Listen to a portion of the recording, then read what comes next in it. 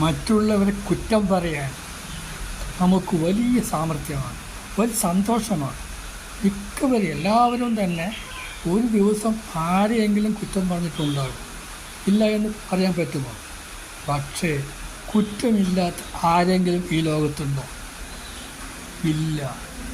നിങ്ങളുടെ ഈ ലോകത്തിൽ nobody is perfect in this world.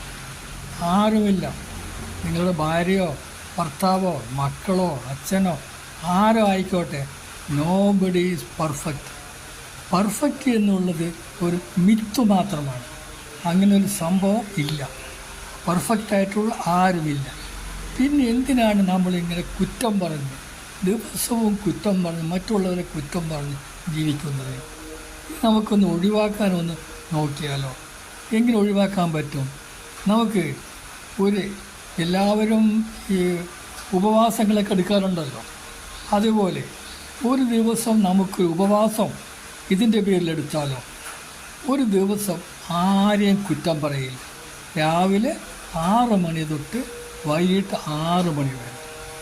ചുരുങ്ങിയത് മാസത്തിൽ ഒരു ദിവസമെങ്കിലും അങ്ങനെ ഒരു വ്രതമെടുക്കാൻ ശ്രമിച്ചു നോക്കിയാലോ? എന്താ താല്പര്യമുണ്ടോ?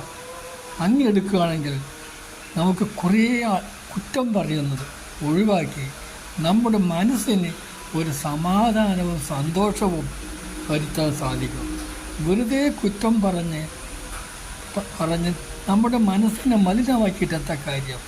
അതുകൊണ്ട് നമുക്കൊന്നും നേടാനുമില്ല, മറ്റുള്ളവർക്കും ഒന്നും കിട്ടാനുമില്ല.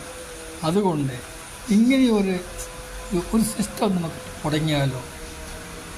അതായത് കുറ്റം പറച്ചിലിന് എതിരായിട്ടുള്ള ഉപവാസം.